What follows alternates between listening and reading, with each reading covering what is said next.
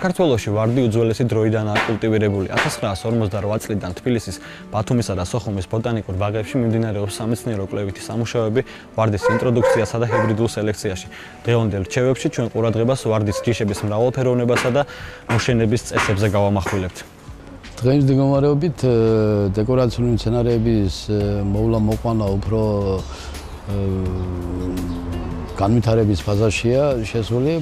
იყო ერთი პერიოდი, როდესაც დეკორატიული მებაღეობა ფაქტურად არ ვითარდებოდა ქაოსურად კერძო სტრუქტურებში და დღეს აგერ ერთ-ერთ მაგალითს ხედავს, რომ უკვე განვითარებულია ხელშეწყობით სოფლის მეურნეობის მიერ მცირე გრანტით.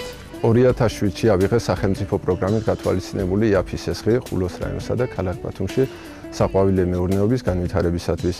ხულოს რაიონში დაირგო 3000 ძირი ჰოლანდიური წარმოშობის ვარდი, ბათუმშიც გაკეთდა 2 რკინის სათბური, სადაც დაირგო იგივე წარმოშობის 1600 ძირი ვარდი. თითქმის დასრულებულია შიდა მოწყობითი სამუშაოები, დამონტაჟდა წვეთობრივი მორწყვის სისტემები. ახლა ვაპირებთ გათბობის სისტემის დამონტაჟებას. ეს არის ჰოლანდიური წარმოშობის შავი მაგია. წელწადში იძლევა 3 ან 4 მოსავალს გააჩნია ამინს, კლიმატს გააჩნია. და უშუალოდ ხანგრძლივობა აქვს 15 წელი სიცოცხლის. საწყისი პერიოდი არის მაისის დასაწყისი, აგვისტო და ოქტომბერი. ჩემი შეხედულებით სათბურში პარამეტრები დაცულია. ახლა სათბური შედარებით მცირეა და ფერმერი ალბათ თავის მოგების წილიდან გააფართოებს და უფრო დიდი იქნება, რაც მეტ მოგებას მიცემს. და არის რაღაც ისეთი ნიუანსები, აი ძირი შეიძლება იყოს დასმული, რომ სარეველები არ შემოვიდეს, ან დაავადება არ შემოვიდეს. და რაც შეეხება ახალი სისტემა, ეს წვეთობრივი სისტემა, როგორც გავიგე გუმნით გამოკვება, ეს უკვე ბიოლოგიური პრეპარატია და შესაბამისად მიღებული პროდუქციაც მავნე არ იქნება, თუ არ ჩავთვლით, ეკალი ვარდი უეკლოთ, არავის არ მოუწყვეტია და სხვა მხრიდან უკვე მისაღებია.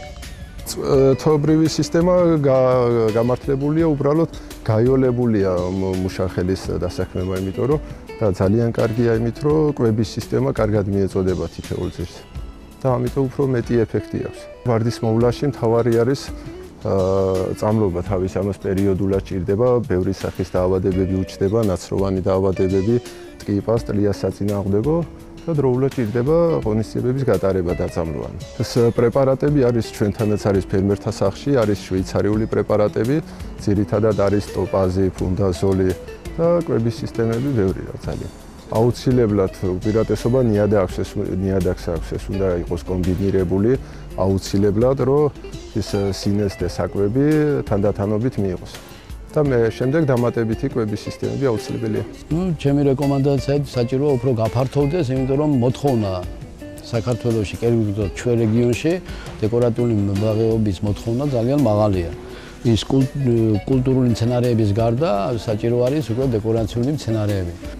ასევე ხედა ბუჩქნარები, რომელიც ქალაქის იერსახეს დაამშვენებს და შესაბამისად ფერმერებისათვის ერთ-ერთი მომგებიანი წყარო იქნება.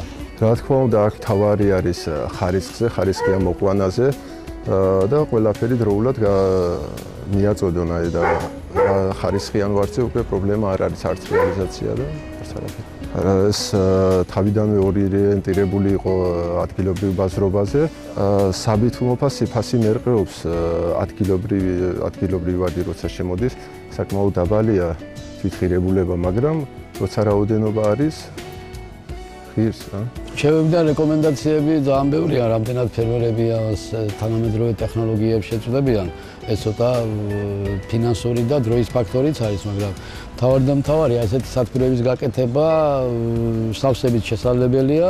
დღეს მაინც ფეხს იდგამს, ასე რომ შეიძლება ითქვას, ბაზარი ჩვენი პროდუქციით გაჯერებული არ არის, შემოდის საზღვარგარეთიდან და თუ ასე გაგრძელდება, სულ მალე ხანში ადგილობრივი ბაზარი თავიდან ბოლომდე დაკმაყოფილებული იქნება ჩვენი ადგილობრივი პროდუქციით. ჩემი რეკომენდაცია არის ფერმერების მიმართ, რომ გააგრძელონ და ხელი არ უნდა ჩაიქნიონ და შედეგები აუცილებლად ექნებათ.